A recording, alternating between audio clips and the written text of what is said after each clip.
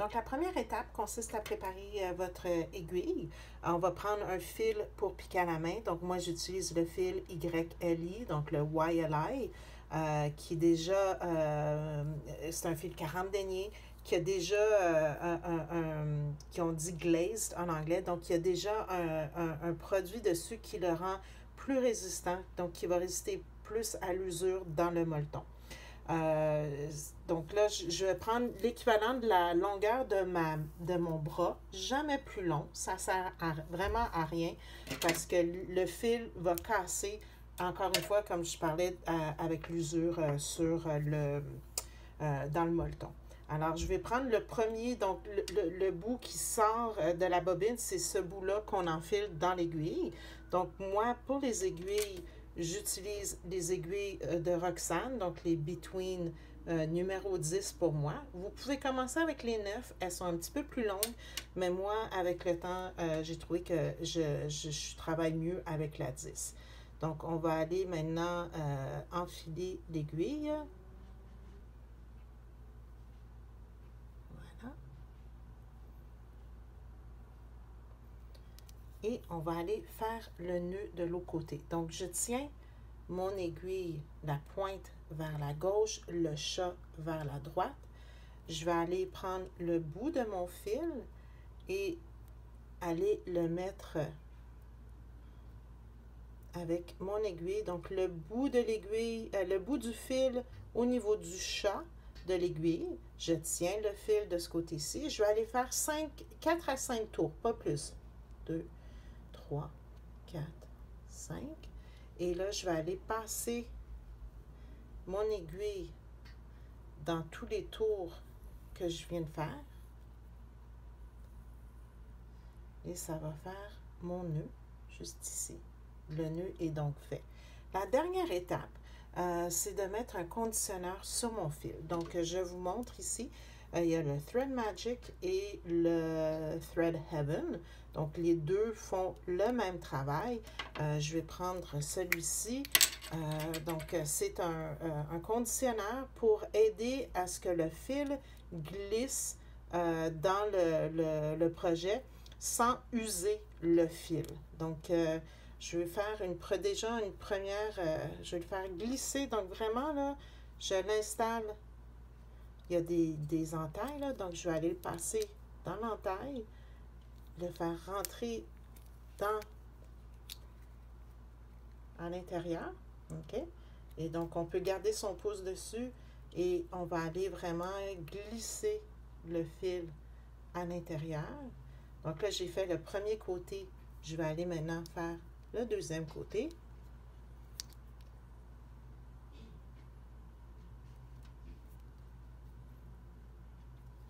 Et ensuite, il reste juste à aller tout simplement donner un petit, faire un petit tour, tourner le fil au bout des doigts pour que le conditionneur s'imprègne bien dans notre fil. D'accord? Donc, mon fil est prêt pour le piquage.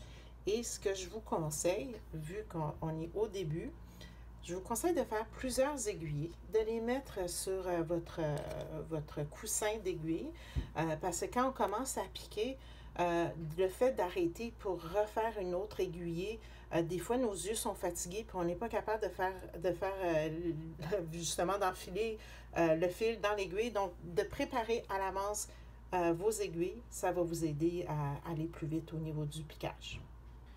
Alors, je vais expliquer la première aiguillée pour le piquage à la main. Je vais vous présenter, par exemple, votre meilleur ami pour le piquage à la main. Ça consiste en un dé. Il y a 2 différents dés. La technique varie légèrement selon la technique. Mais dans ce cas-ci, vous voyez, le dé de base doit absolument avoir un rebord sur les côtés. Si vous avez un dé arrondi, ça ne fonctionnera pas. Si vous avez un dé avec un aimant, ça ne fonctionnera pas non plus. Il vous faut absolument le petit rebord qui va retenir l'aiguille. Donc, quand on utilise un dé comme ceci, c'est toujours sur le majeur qu'on tient le dé. Le dé doit être légèrement trop petit pour votre doigt quand vous commencez. Vous devez vraiment sentir votre pouls parce qu'à la longue, votre doigt va devenir plus petit et quand on pique, on va vraiment tenir le dé à la verticale. Donc, si votre dé est trop grand, il va tout simplement tomber. Donc, vous ne pouvez pas avoir un dé qui tombe quand vous faites le piquage. Donc, assurez-vous d'avoir le dé de la bonne taille, légèrement serré au début. Donc, vous avez ce modèle-ci et il y en a un modèle plus ergonomique que vous insérez comme ceci et que vous allez utiliser à l'horizontale. Et c'est ce bout-là ici que vous allez utiliser surtout. Donc, il y a des trous ici qu'on va utiliser et le petit bout du dé. Donc, c'est un dé qui se porte sur le côté, à l'opposé du dé que l'on porte en bout. Donc, je vais commencer à montrer la technique avec ce dé-ci. Et puis, je vais juste montrer la petite variante avec l'autre dé par la suite. D'accord? Donc, j'ai mon aiguille qui est prête ici et j'ai mon dé. J'ai également, on ne le voit pas dans sa grandeur, mais j'ai ma pièce est sur un cerceau. Je vous montre ici, les cerceaux qu'on va utiliser, il faut vraiment que ce soit un cerceau avec une petite coche au milieu qui va permettre, vous voyez, donc de ce côté-ci, il y a la rainure. Alors, quand vous allez installer votre courte pointe à l'intérieur, elle va vraiment bien tenir dans le cerceau, ça ne va pas glisser. On ne garde jamais la pièce dans le cerceau infiniment, donc on pique le temps qu'on pique, on la met dans le cerceau, mais quand on arrête de piquer pour la soirée, on l'enlève du cerceau. Donc moi j'ai un cerceau de 14 pouces, il est en plastique avec vous avez vraiment besoin d'une longue vis parce que ça peut être épais, une courte pointe. La raison pour laquelle j'ai un cerceau de 14 pouces, c'est que ça correspond à la longueur de mon bras. Donc, dans le fond, je veux pouvoir tenir le cerceau dans ma main et de l'autre côté, l'autre bout du cerceau tombe directement dans mon coude. C'est comme ça qu'on sait qu'on a une bonne grandeur de cerceau. Parce que, dans le fond, le cerceau, on ne le touche pas. Une fois que la courte pointe est bien tendue sur le cerceau, nos mains doivent être utilisées à faire le piquage. Donc, le cerceau doit se tenir tout seul. OK? C'est très important de comprendre cette partie-là aussi. La tension maintenant, je vais mettre ma main dessous. Vous allez voir que je peux attraper le bout de mon doigt, mais légèrement, OK? Donc, la courte pointe doit quand même être bien tendue, mais ne doit pas quand même être un tambour, OK? Il faut avoir une certaine latitude pour pouvoir faire ce que je vais vous montrer. Donc, la première chose qu'on va faire, c'est de prendre l'aiguille et d'aller piquer dans le molleton à plusieurs reprises. Et on va aller sortir l'aiguille sur la ligne de piquage que l'on veut. D'accord? Donc, voilà, mon aiguille, elle est faite. Le nœud est ici et maintenant, vous allez entendre un petit bruit. Je vais faire un coup sec pour qu'il rentre dans le molleton. Puis, je vais aller tout simplement donner un coup d'aiguille ici pour rentrer le fil ici. Donc, mon aiguille, mon fil est bien rentré et se tient dans le molleton du projet. Maintenant, on va faire la première aiguillée. Alors, je vous explique la première aiguillée qui consiste en tenir l'aiguille avec le pouce et l'annulaire. D'accord? On laisse un espace pour vraiment bien voir le chat de l'aiguille. Donc, là, on tient, vous voyez, mon index est ici, mon majeur est ici, l'annulaire, l'auriculaire est derrière. L'index est ici. L'index n'a plus rien à faire avec le piquage maintenant. On va utiliser le dé qui est sur le majeur, l'annulaire et le pouce. Les deux autres doigts vont vraiment aller disparaître. Donc, je vais aller les installer pour faire la première aiguillée. Je détermine la longueur que je veux entre la sortie du fil ici et la prochaine entrée. Je vais prendre ma main ici, là, ce doigt-là, je vais le déposer dessous. Donc, vous voyez, là, il est en dessous. Donc, il va soutenir le travail que je vais faire. je vais aller déposer mon aiguille. Mon aiguille s'installe à la verticale. L'aiguille touche le doigt du dessous et je ne l'enfonce pas. J'enfonce pas l'aiguille. Je veux juste qu'elle sorte du dessous. Une fois que ça c'est fait, je vais aller tenir mon aiguille et je vais aller déplacer tous les autres doigts. Donc, du haut, c'est à ça que ça ressemble. Et maintenant, ce qu'on doit faire, c'est aller descendre l'aiguille et empêcher avec le pouce, empêcher que l'aiguille aille trop loin avant de remonter. Donc, c'est vraiment un jeu entre le doigt qui est sous la courte pointe, le majeur qui tient l'aiguille avec le dé et le pouce ici qui détermine la longueur du point. Donc, le pouce ici fait le même travail que la cuillère a fait pendant que vous faisiez le faux filage de la pièce. Vous voyez? Donc là, vous voyez ici, mon pouce a retenu l'aiguille pour pas qu'elle aille plus loin une fois qu'elle est sortie. On va aller déterminer, parce qu'on veut une longueur constante entre chaque point. Donc, j'estime que ici, c'est la bonne longueur d'aiguille que je dois avoir. L'aiguille qui sort ici, c'est la bonne longueur avant que ça redescende. Je vais donc reprendre mon dé, remonter vers le haut. Mon doigt du dessous sans l'aiguille qui a traversé.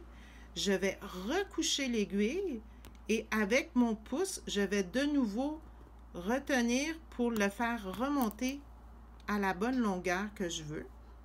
Et je vais continuer les aiguiller, ainsi de suite.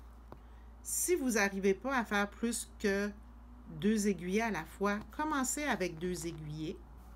Donc, je remonte. On va faire, on descend, on tient l'aiguille en dessous, on couche, on remonte.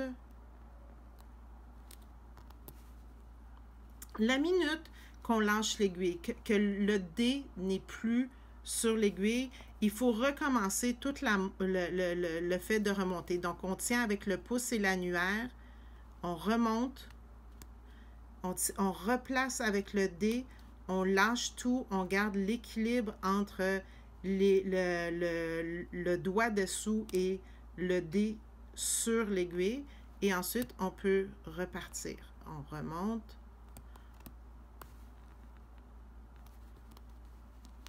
On redescend, on remonte. Donc, le fait de faire plusieurs aiguillés comme ça nous permet d'assurer qu'on pique en ligne droite.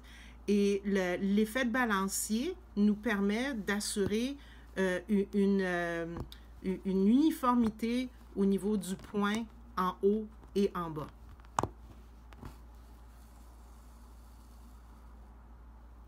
OK?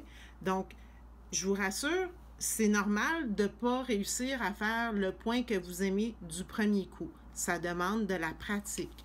Vous pouvez trouver aussi que vos aiguilles crochient. Donc, une fois que l'aiguille est trop croche, vous pouvez aller la mettre dans un pot, un vieux pilulier. Mettez vos aiguilles croches là-dedans. On ne veut plus les utiliser. Donc, encore une fois, c'est vraiment la partie la plus difficile de comprendre à faire l'effet balancier. Donc là, je vous l'ai montré avec ce dé-ci. Je vais maintenant déposer et vous montrer avec l'autre dé. Parce que la technique change légèrement. Je continue toujours de prendre l'aiguille avec le pouce et l'annulaire. Je vais aller faire ma première aiguillée qui doit être perpendiculaire. Avec ce dé-là, c'est plus facile d'aller déposer l'aiguille, de garder le pouce devant pour la faire continuer. Je vais vous montrer le même mouvement, mais avec une vue sur le côté.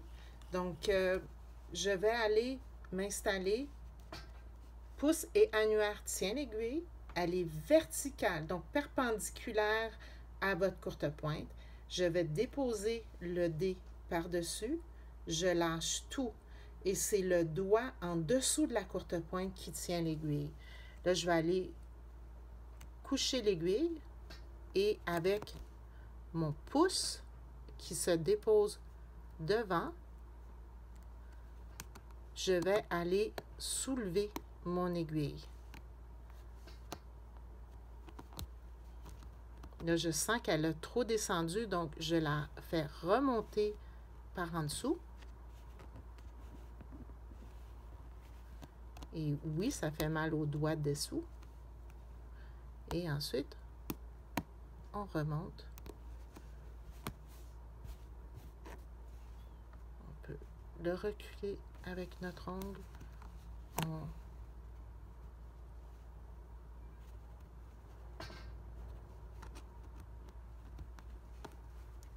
Je monte, je redescends pour la troisième aiguillée et je remonte.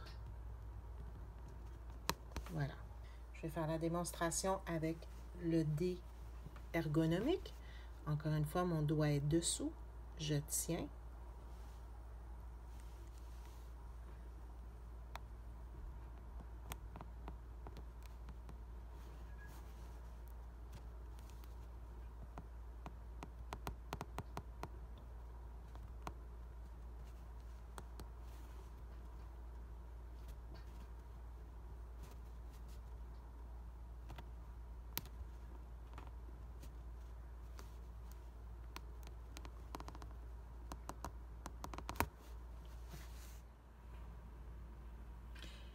J'ai aussi d'autres trucs à vous montrer, justement. Donc, quand on pique, on veut toujours piquer vers soi.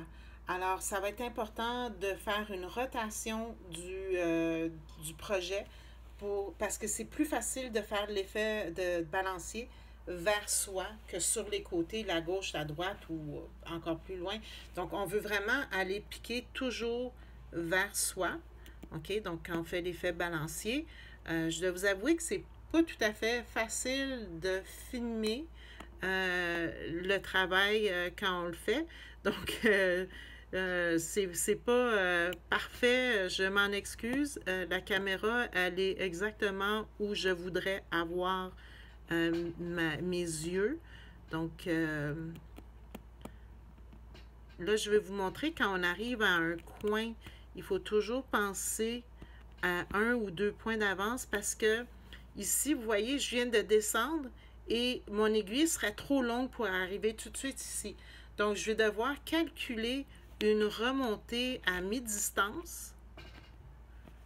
Et donc, c'est là que le pouce devient très utile. Donc, voilà.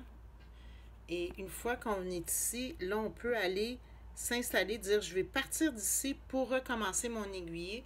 Mais avant, je vais aller faire pivoter mon cerceau pour commencer à faire l'effet de balancier vers moi. Donc, je tiens l'aiguille à la verticale et je fais mon effet de balancier.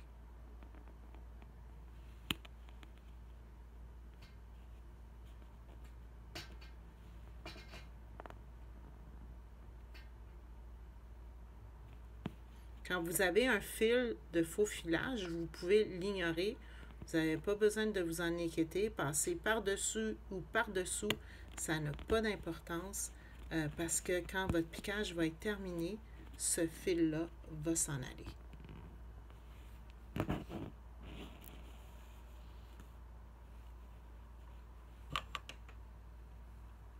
Donc voilà.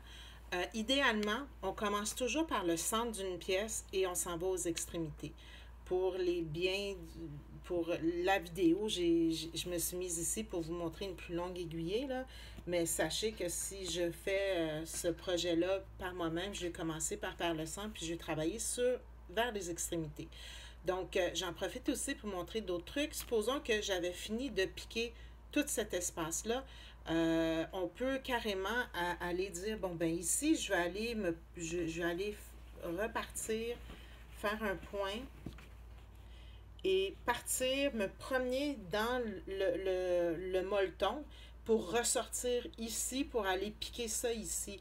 Même si maintenant vous ne voulez plus faire ça parce que justement vous vous rendez compte que vous avez dû piquer ça en premier, c'est tout à fait, ça se fait de juste repiquer ici, même dans le point que vous avez fait.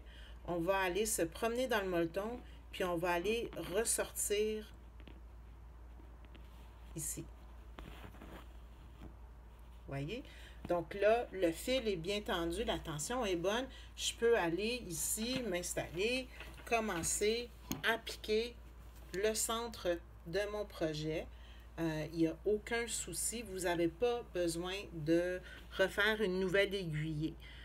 Par contre, là, je vais juste refaire une aiguillée puis remonter pour vous montrer mon dernier truc. Donc, bon, je remonte ici. Si je suis à la fin de mon aiguillée puis je veux terminer, jamais terminer juste à côté de la fin de votre aiguille, parce que cette partie-là ici, là, quand vous allez avoir fait toutes vos aiguillées, le fil va être très abîmé, donc il va casser, c'est sûr. Donc à partir d'ici, quand vous êtes rendu là, puis qu'il vous reste ça d'aiguiller sur votre fil et votre aiguille, pensez là, que c'est temps de s'arrêter. Alors, pour faire le nœud, c'est le même principe. On va aller reprendre le fil et on va aller faire un nœud. Donc, je vais prendre mon aiguille. 1, 2, 3, 4. Je vais aller tenir tout ça ici et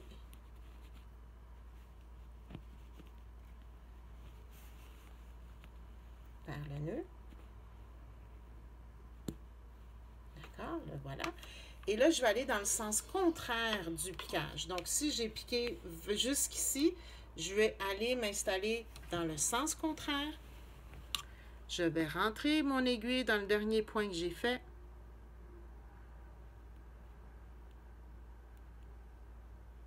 Je vais aller me promener dans le molleton, ressortir ici.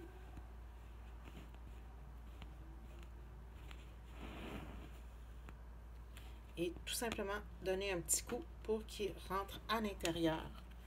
Et je vais aller couper mon fil. Et ensuite, aller le cacher. Donc là, maintenant, je vous montre l'endos pour que vous compreniez qu'est-ce qui se passe dessous. D'accord? Donc, c'est important que l'aiguiller fasse la même distance sur le dessus que sur le dessous. Donc ça ici, là, je vais être autocritique, c'est trop petit. Je veux vraiment une bonne longueur de point. Là, vous voyez, c'est mon aiguille que j'ai installée. Là, je vous promets rien, là, j'essaie de faire ça vu du bas. Donc, je vais vous expliquer comment faire ça du bas. Je veux que l'aiguille traverse, par exemple, ici. Je veux juste avoir un petit bout. C'est pour ça que le doigt est là pour l'accueillir. Donc, au toucher, je sais que ça, là, je ne veux pas qu'elle dépasse plus que ça. Donc, je la retiens pour qu'elle n'aille pas plus loin. Et c'est une fois que l'aiguille est couchée qu'on va aller l'enfoncer et la faire remonter. Si vous la faites descendre beaucoup trop bas, dès que vous couchez l'aiguille, elle est déjà trop loin. Fait qu'on veut vraiment qu'elle soit juste un petit peu sortie. Donc, on fait l'effet balancier. Il y a juste l'index, le majeur avec le dé qui est sur le haut de l'aiguille en haut. Et on va aller coucher l'aiguille. Et ensuite, avec le pouce qu'on va aller installer juste à côté, on va pouvoir lui indiquer où elle doit remonter. Fait que c'est vraiment ça. Je sais, c'est pas évident, excusez-moi, là, mais c'est vraiment ça le principe ici. Donc, elle sort un tantinet, on couche, on pousse et on remonte le plus rapidement possible pour avoir des points le plus rapprochés.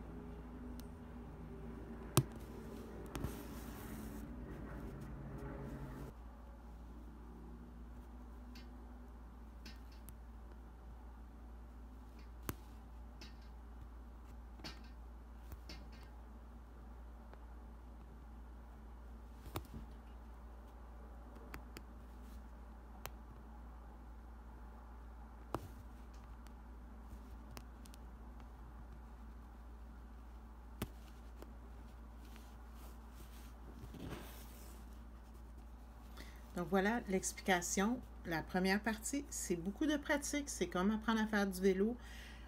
Au début, vous allez avoir un long point. Je veux que vous concentriez sur le fait que le point ici est égal au point qui va paraître en dessous. Donc ici, on a une constance, on a une ligne droite. Une fois que vous aurez pratiqué puis que vous êtes capable de faire une bonne partie puis que ça devient un acquis, vous pouvez vous concentrer sur rapprocher les points.